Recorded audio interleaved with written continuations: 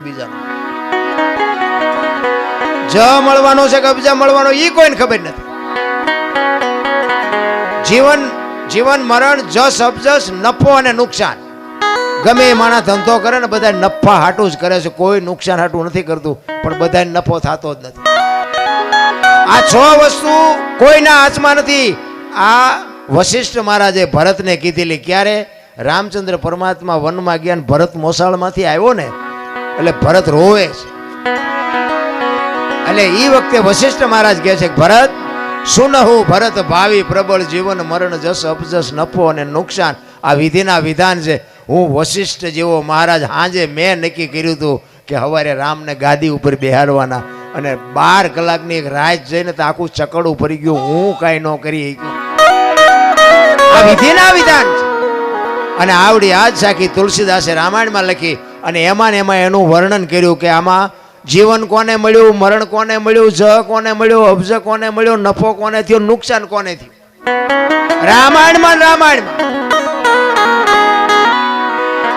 ઈ કે નુકસાન કોને થયું અને નફો કોને થયો? તો નુકસાન બાપુ રામની માં કૌશલ્યાને થયું.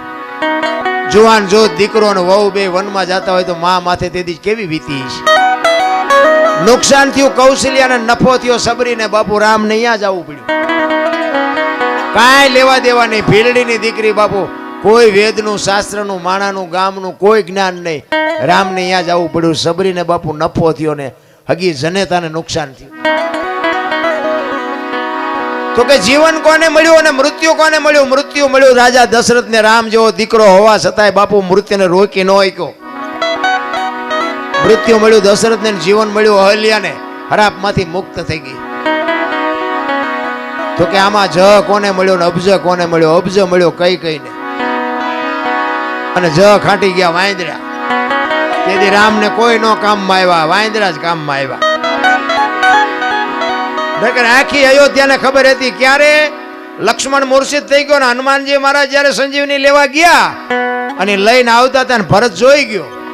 એ કે રાક્ષસ કોક પર્વત લઈને જાય છે, મારા ભાઈની વનમાં છે, અહીંયા નાખશે ને તો કંઈક નુકસાન કરશે, એટલે આને પાડું હેઠો.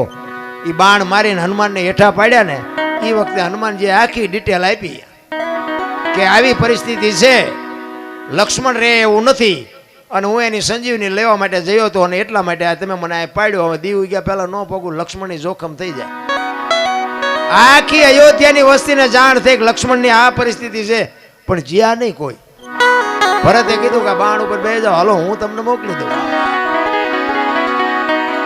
હનુમાનજીને કંઈક પાવર હતો. ભરત